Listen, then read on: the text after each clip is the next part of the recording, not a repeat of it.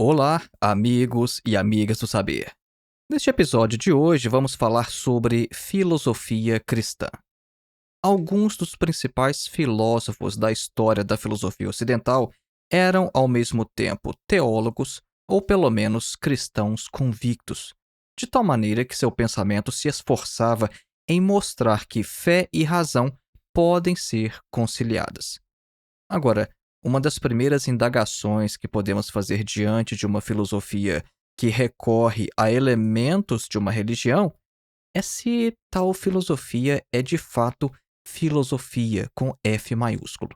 Por exemplo, uma filosofia islâmica também poderia ser considerada de fato uma filosofia? Esta é uma das questões que abordaremos neste episódio. E também falaremos brevemente sobre aquilo que é comumente denominado filosofia medieval e mostraremos ainda as raízes gregas da filosofia cristã nos primeiros séculos. Nosso objetivo neste episódio não é listar os principais nomes do período, mas fazer uma reflexão mais geral, mais de fundo sobre o período em si. E nós também falaremos sobre a denominação Idade das Trevas.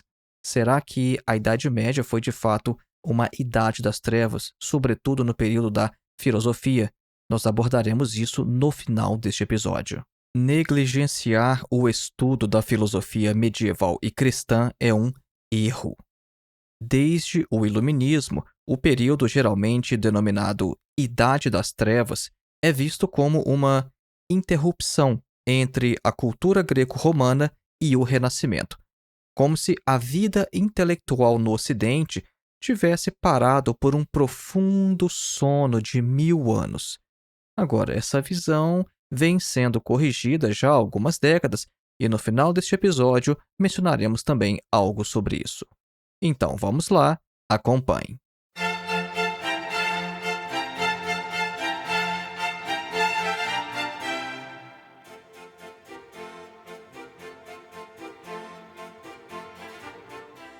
Antes de iniciar, um breve recado. Faça sua inscrição em nosso curso de Introdução à Filosofia, dos Pré-Socráticos a Sartre.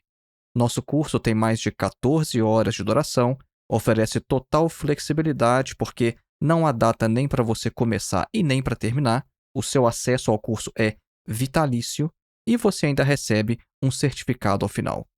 Nosso objetivo com este curso é colocar você em contato direto com alguns dos principais textos de toda a história da filosofia. Então, ao invés de ler comentadores ou literatura secundária falando sobre os filósofos, os nossos vídeos vão te preparar para que você leia diretamente e por conta própria textos escritos por Platão, Aristóteles, Sêneca, Marco Aurélio, Santo Agostinho, Tomás de Aquino, René Descartes, Kant, Hegel, Marx, Nietzsche, etc. Para mais informações, basta clicar no link que está na descrição deste episódio. E o nosso segundo e último recado é que continuam abertas as inscrições para os nossos 2 outros cursos: Crítica da Religião, Feuerbach, Nietzsche e Freud, e o curso A Filosofia de Karl Marx, uma introdução. Para ver a grade curricular e já fazer a sua inscrição, basta clicar nos links que também estão na descrição deste episódio. Voltemos então ao nosso tema, filosofia cristã. Inicialmente, precisamos fazer ou traçar uma distinção entre filosofia da religião e filosofia religiosa, porque há uma diferença fundamental entre ambas. A filosofia da religião é uma área da filosofia. É uma indagação filosófica que vai fazer uso de métodos filosóficos e com objetivos filosóficos. Agora, filosofias religiosas, por exemplo, como uma filosofia cristã ou uma filosofia islâmica, são aquelas cuja atitude é de aceitação da religião e elas também pretendem colocar a filosofia a serviço da fé, como eram as filosofias de Santo Agostinho ou Tomás de Aquino, por exemplo.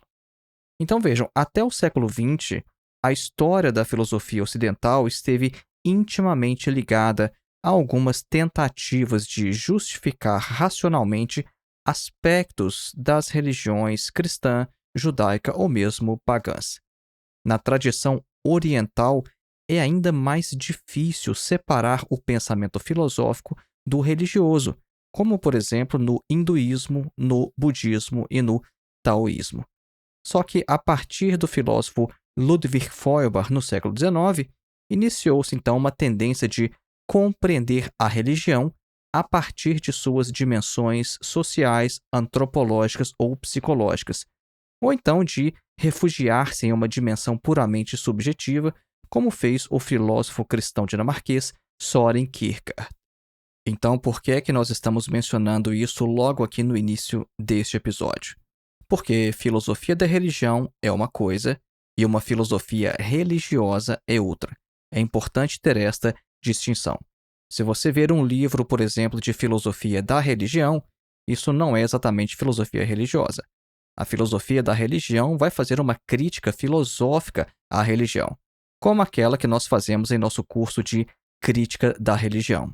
Mas vamos falar agora, inicialmente, sobre a filosofia cristã e mostrar como que esta, de certa maneira, é uma mistura, ou pelo menos traz influências, traz características da filosofia grega e da teologia cristã.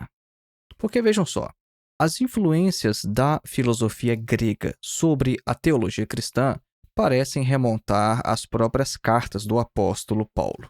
Agora, elas vão se tornar mais evidentes no período que é chamado de patrística, quando os chamados pais da igreja começaram a sistematizar racionalmente os fundamentos da fé cristã. Agora, mas até onde a teologia se encontra comprometida com o pensamento grego? E quais são os fatores de integração entre uma e outra?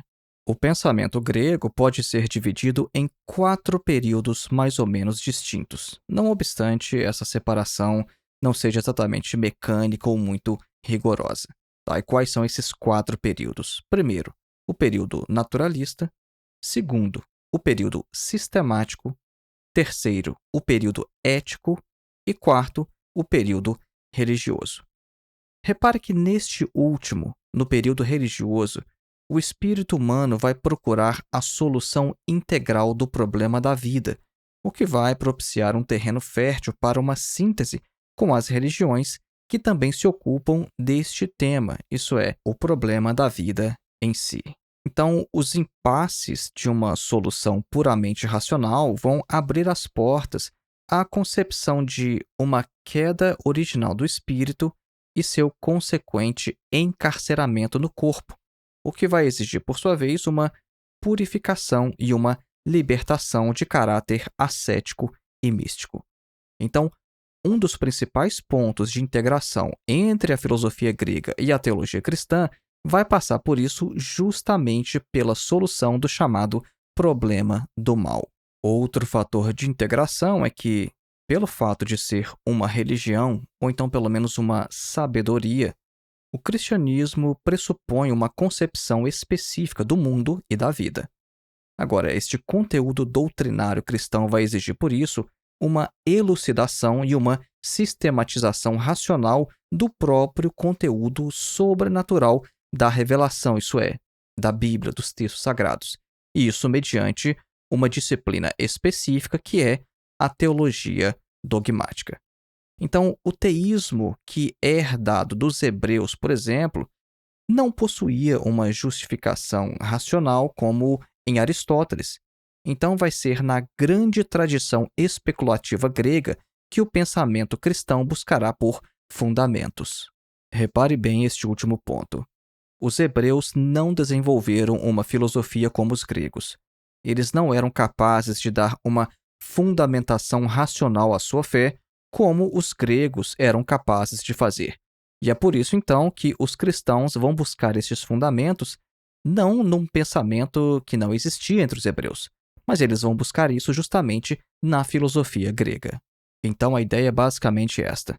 Quando o cristianismo surgiu e precisava de uma justificativa racional para os seus dogmas, onde é que ele poderia buscar? Onde estava disponível esta justificativa, esta fundamentação racional? Na filosofia grega. Então, por isso, eles foram lá. Agora, essa integração entre filosofia e teologia não ocorreu sem embates. As disputas no seio da igreja primitiva, como a gente pode ler nos documentos antigos, mostra que alguns teólogos não consideravam este diálogo benéfico ou mesmo desejável. Inclusive, um dos pais da igreja, Tertuliano, no terceiro século, ele mostra claramente essa resistência com uma frase dele que é muito famosa, né? Que é uma pergunta, na verdade, que é a seguinte, olha, qual que é a relação entre Atenas e Jerusalém? Ou entre a academia e a igreja? Agora, se por um lado havia esta resistência, havia também, por outro, aqueles que incentivavam um diálogo amistoso e um envolvimento construtivo com o mundo da filosofia chamada secular, né? A filosofia deste século. O que quer dizer, na linguagem religiosa cristã, uma filosofia que não é cristã, uma filosofia que é do mundo, né? Para usar um termo mais contemporâneo. Porque, no final das contas, como Santo Agostinho diria mais tarde, todas as verdades não eram também verdades divinas? Por exemplo, a soma entre 2 e 2 não resultaria em 4, tanto para o cristão quanto para o pagão? Inclusive, um dos grandes nomes do pensamento cristão antigo, Justino Mártir, adotou uma atitude especialmente calorosa diante do platonismo, e por isso ele foi acusado por seus críticos de ter apenas batizado as ideias de Platão sem que houvesse interagido com elas de uma maneira suficientemente crítica. Agora, o Santo Agostinho, que nós já mencionamos, tinha uma posição mais aberta, e vejam só que interessante. O Santo Agostinho comparava a incorporação crítica da filosofia ao cristianismo com o evento do Êxodo, lá no Antigo Testamento, quando o povo judeu, né, sob a liderança de Moisés, levou consigo as riquezas do povo do Egito. E Santo Agostinho fala o seguinte, olha, o Moisés não foi educado em toda a sabedoria dos egípcios? Então, o cristão convertido deve, de maneira análoga, trazer de seu velho mundo tudo aquilo que pode servir à nova fé. Vejam só que interessante esta posição de Santo Agostinho. O indivíduo se converteu à fé cristã, e o que ele faz com toda a filosofia, com todo o conhecimento que ele adquiriu? Vai jogar tudo fora? Não. Ele vai preservar tudo aquilo que pode servir à sua nova fé. Porque o povo judeu fez isso, né? O povo judeu não deixou simplesmente tudo para trás lá no Egito. Não. Quando o povo judeu foi liberto do cativeiro, este povo levou as riquezas que ele conseguia carregar. Então, Santo Agostinho usa essa imagem para a mesma coisa. Olha, vamos levar com a gente, na nossa nova fé cristã, na nossa nova vida, tudo aquilo que a gente pode carregar, tudo que a gente pode trazer da nossa velha filosofia e que pode servir à nossa nova. Agora, percebam que o que nós falamos até agora diz respeito basicamente ao período chamado patrística. E se durante, então, a patrística, a relação entre teologia e filosofia grega é clara, alguns autores tentam rastrear também outras influências mais cedo ainda na história do cristianismo. E seria o caso de uma suposta correspondência entre as doutrinas do apóstolo Paulo de Tarso e as reflexões do filósofo romano Sêneca, o que indicaria uma grande influência também do estoicismo sobre o cristianismo. Agora, o que nós podemos afirmar de maneira geral, nós não vamos entrar neste detalhe aqui hoje, é que toda e qualquer produção intelectual traz em si as marcas de seu tempo. E com a teologia cristã não é diferente, e seria um verdadeiro milagre se a filosofia cristã não tivesse feito uso das categorias filosóficas disponíveis em sua época. Como nós já afirmamos, a teologia cristã precisava de uma fundamentação. Aqueles primeiros cristãos, ou pelo menos os mais intelectuais, eles precisavam de uma fundamentação à sua nova visão de mundo. E onde é que eles buscariam essas categorias filosóficas? Claro, no que já estava disponível na época. E é por isso que a filosofia cristã tem esta relação com o pensamento grego clássico antigo. Depois de termos falado, então, sobre as raízes gregas na filosofia cristã antiga, nós vamos falar na sequência sobre a filosofia medieval e responderemos à pergunta se a filosofia cristã é de fato filosofia. Mas nós faremos isso logo após a nossa clássica pausa musical, a fim de que você absorva o conteúdo exposto até o momento e recupere a concentração para o restante do episódio. Hoje nós vamos ouvir Beethoven. Vamos ouvir um trecho de sua Sonata para Piano número 13 em Mi bemol maior, opus 27, número 1. Beethoven nasceu em 1770 em Bonn, na Alemanha, e faleceu em 1827 em Viena, na Áustria.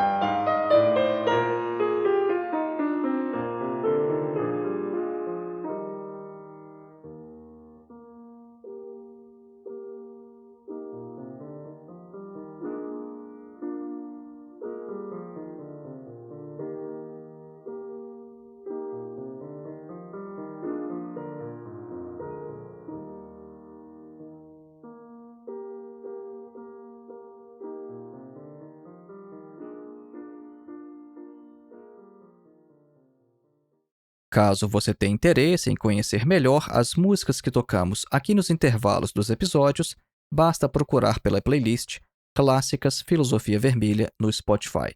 Na terceira aba de nosso perfil no Spotify, há um link direto para esta playlist. Voltemos então ao nosso tema, filosofia cristã. Vamos falar agora brevemente sobre a filosofia medieval. O que exatamente é caracterizado como filosofia medieval? Bom, nós podemos dizer que a filosofia medieval é uma tradição na história da filosofia ocidental. E ela pode ser dividida em outras 4 vertentes. Vejam só. Primeiro, filosofia árabe. Segundo, filosofia judaica. Terceiro, filosofia latina. E quarto, filosofia bizantina. Percebam só que só essa subdivisão em 4 áreas já nos mostra que a filosofia medieval é mais complexa do que a gente poderia suspeitar num primeiro momento, porque geralmente a gente só usa o termo filosofia medieval, como se fosse um pacote único, como se fosse uma coisa monotemática. Mas não, nós podemos dividi-la em pelo menos 4 vertentes. Agora, de fato, essas 4 subtradições estão interligadas de maneira muito próxima. Mas se, por um lado, as suas diferenças são importantes, elas são melhor compreendidas por outro como fazendo parte de um todo. Daí se justifica sempre falar sobre filosofia medieval e compreendê-la como um todo, como uma unidade. Mas internamente ela tem essas subdivisões. As interconexões entre estas quatro tradições que nós acabamos de mencionar, elas podem ser percebidas, em primeiro lugar, no fato de que todas estas subtradições têm uma herança comum da filosofia grega, especialmente da escola neoplatônica e das obras completas de Aristóteles.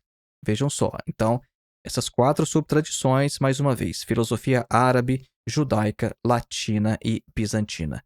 Todas elas têm esta herança comum da filosofia grega, tá? Especialmente da escola neoplatônica e de Aristóteles. Agora, em segundo lugar, as interconexões podem ser percebidas no fato de que suas tradições se relacionam em seus respectivos desenvolvimentos. Porque, vejam, os filósofos judeus medievais foram fortemente influenciados pelos árabes, e traduções de escritos árabes também alteraram o estudo da filosofia no Ocidente Latino a partir do final do século XII. Vejam só, os árabes foram muito influentes. A gente só redescobriu Aristóteles aqui no Ocidente naquela época por causa dos árabes, que estavam traduzindo Aristóteles. E, em terceiro lugar, falando sobre essas interconexões, nós podemos dizer que todas essas quatro tradições pertencem a uma cultura dominada por uma religião monoteísta e revelada, isso é, revelada através de um livro, um texto sagrado: islamismo, judaísmo ou cristianismo. Agora, preste atenção nesta terceira característica, porque é justamente esta característica, ou seja, a conexão com a religião revelada, o que vai explicar a quase completa negligência de uma maior atenção sobre a filosofia medieval por parte dos filósofos profissionais, dos acadêmicos e até mesmo por leigos interessados no assunto. Grande parte dos historiadores da filosofia medieval argumenta que a autoridade eclesial era absoluta na Idade Média e que, por essa razão, a filosofia era usada a serviço da fé. Isso é, a filosofia, na Idade Média, se movia dentro de um círculo imposto por uma autoridade externa. A filosofia não tinha liberdade para criticar o que ela quisesse, e isso, a gente sabe, é a morte da filosofia. Agora, a partir do final do século XIX, alguns historiadores ligados ao catolicismo ortodoxo trouxeram novas perspectivas ao estudo da filosofia medieval. A principal questão que os católicos devem explicar, no entanto, é se a influência da religião revelada foi mais benéfica do que prejudicial à filosofia. Mas a posição de vários desses historiadores católicos se limita basicamente a afirmar que os grandes pensadores medievais, tais como Tomás de Aquino, reconheciam sim a distinção entre filosofia e teologia. Eles vão dizer que tais filósofos teriam sido não apenas teólogos, mas também filósofos capazes de elaborar sistemas racionais independentes da revelação. Agora, de todo modo, mesmo estando ainda muito próxima da teologia, a filosofia medieval manteve ainda assim algo de sua própria natureza, e até mesmo o escolasticismo apresentava a mesma forma de filosofia encontrada em todas as suas manifestações históricas, tais como idealismo, sensualismo, ceticismo e misticismo. O projeto de Santo Agostinho, por exemplo, era a fé em busca de entendimento. Era isso que Santo Agostinho buscava. Ele buscava compreender a fé. Isso significa que os resultados de sua busca por sabedoria podem geralmente ser formulados em proposições sistematicamente relacionadas e examinadas em função de sua consistência puramente filosófica.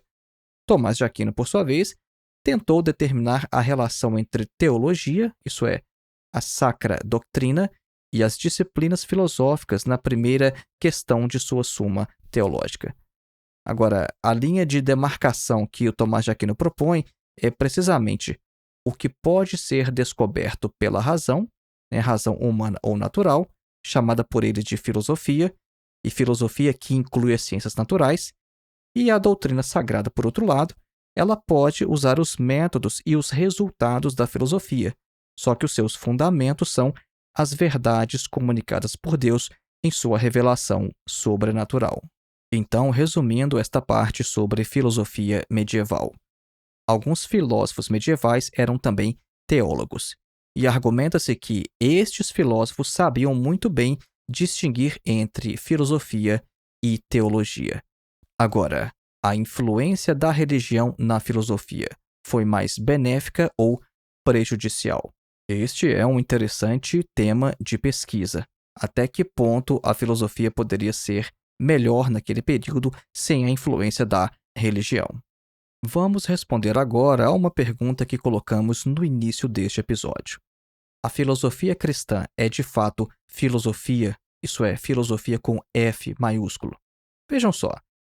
Quando o termo filosofia aparece acompanhado de um adjetivo, isso geralmente identifica um determinado sistema ou escola de pensamento. É como dizemos, por exemplo, filosofia kantiana, filosofia hegeliana ou filosofia marxista. Agora, quando se trata de filosofia cristã, no entanto, nós ainda estamos falando de filosofia? Seria possível uma real e autêntica integração entre a filosofia e alguma confissão religiosa qualquer, sem que isso descaracterize seriamente tanto a filosofia quanto a confissão religiosa? Se considerarmos a filosofia como uma busca permanente e incessante pelo saber, surge então uma primeira dificuldade. Não seria possível, neste sentido, uma filosofia cristã ou islâmica, por exemplo, porque um traço fundamental da atitude filosófica é o de não se considerar em posse da verdade, mas estar sempre em sua busca.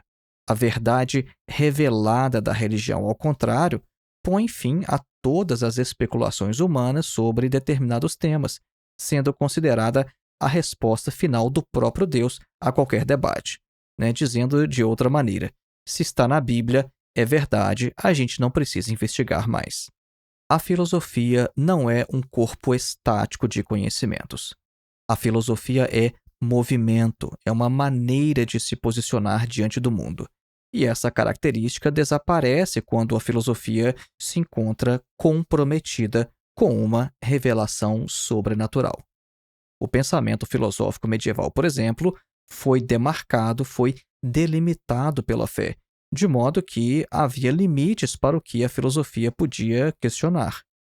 Alguns afirmam que a filosofia gozava de certa liberdade, como nós já mencionamos neste episódio, mas essa liberdade pode ser vista talvez como uma liberdade análoga àquela que os pais dão a uma criança quando ela está em um cercadinho. Porque a filosofia teve pontos de partida e de chegada pré-definidos pela revelação. Então, não seria de se admirar, considerando a coisa nessa perspectiva, que depois de tantos séculos, a filosofia medieval não tenha apresentado muita coisa de original. Agora, além de tudo isso, a filosofia foi também subjugada à teologia na Idade Média. Inclusive, a filosofia recebeu o honroso título de Ancilia Theologiae, que em latim quer dizer serva da teologia. Vocês sabiam disso? Que a filosofia na Idade Média tinha o título de serva da teologia? Isso porque a função da filosofia era principalmente esclarecer a fé e jamais criticá-la. Vejam só, que liberdade havia para que a filosofia criticasse, por exemplo, o dogma da Trindade ou a existência de Deus, por exemplo. O mais apropriado talvez seria, por isso, acompanhar o filósofo alemão Hegel quando ele considera as diversas filosofias religiosas como espécies de sabedorias. Então, nós teríamos, assim, uma sabedoria oriental, uma sabedoria cristã ou uma sabedoria budista, mas não exatamente filosofias. Esta é uma forma possível de ver a questão. Então, esses sistemas de pensamento, por mais que apresentem algumas características filosóficas, acabam privando a filosofia do essencial e elas não podem, por isso, ser consideradas de fato filosofias. Além disso, nós podemos também considerar, junto com o filósofo alemão Nietzsche, e fazer uma distinção entre os filósofos e os operários filosóficos. Vejam só, eu gosto muito dessa passagem do Nietzsche que se encontra em sua obra Para Além do Bem e do Mal. É o aforismo 211. Vejam só que nessa citação que nós vamos trazer agora, é um pouco mais longa, Nietzsche vai diferenciar o filósofo do operário filosófico. Abre aspas. Insisto em que se deixe de confundir, de uma vez por todas, os operários filosóficos, e em geral os homens de ciência, com os filósofos, e que a cada um seja dado aquilo que lhe pertence, nem mais nem menos. Os operários da filosofia, segundo o nobre modelo de Kant e de Hegel, têm por função estabelecer a existência de fato de certas apreciações de valores, isto é, de antigas suposições e criações de valores, que com o tempo se tornaram dominantes, constrangê-los em certas fórmulas, seja no reino da lógica, seja da política, ou moral, ou da arte. A estes investigadores compete a função de tornar claros, inteligíveis, palpáveis a todos os acontecimentos, todas as avaliações verificadas até agora, de abreviar tudo isso a tudo aquilo que é longo, mesmo o tempo, e de tornarem-se senhores absolutos do passado. Função imensa e admirável, na qual todo orgulho delicado, toda vontade tenaz podem encontrar satisfação. Mas os verdadeiros filósofos são dominadores e legisladores. Dizem, deve ser assim. Prestabelecem o caminho e a meta do homem e, fazendo isso, usufruem do trabalho preparatório de todos os operários da filosofia, de todos os dominadores do passado. Estendem para o futuro as mãos criadoras, tudo aquilo que é e foi, torna-se para eles um meio, um instrumento, um martelo. O seu conhecer equivale a um criar, o seu criar a uma legislação, o seu querer à verdade, ao querer o domínio. Existem na atualidade tais filósofos? Não existiram. Não é talvez necessário que existam tais filósofos? Fecha aspas. Bem interessante esta distinção de Nietzsche entre os operários filosóficos, entre os quais ele inclui até mesmo Kant e Hegel, e os verdadeiros filósofos. Mas perceba que Nietzsche se questiona no final. Existem hoje tais filósofos? Eles existiram? Não é talvez necessário que existam?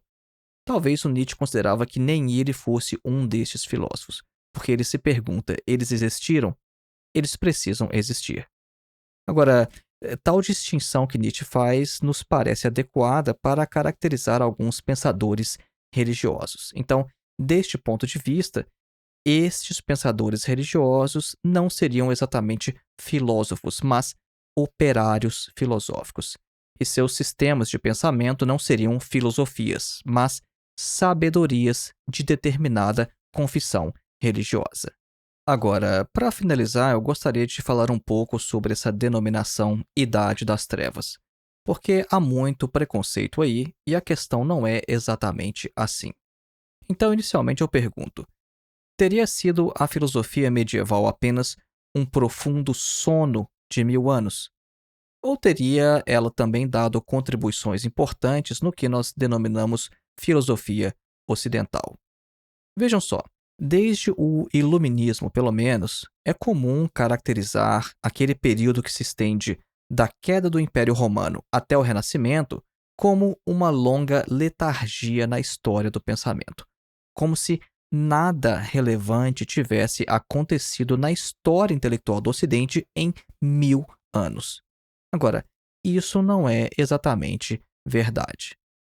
Nas últimas décadas, a filosofia medieval vem sendo estudada de maneira mais profissional e sem a interferência de paixões religiosas ou antirreligiosas. Só que ainda existe, no entanto, uma ampla e inexplorada coleção de manuscritos em bibliotecas espalhadas por toda a Europa, e isso exige mais profissionais qualificados para fazer essa pesquisa. né? Hoje em dia, o que nós precisamos para saber mais sobre a filosofia medieval?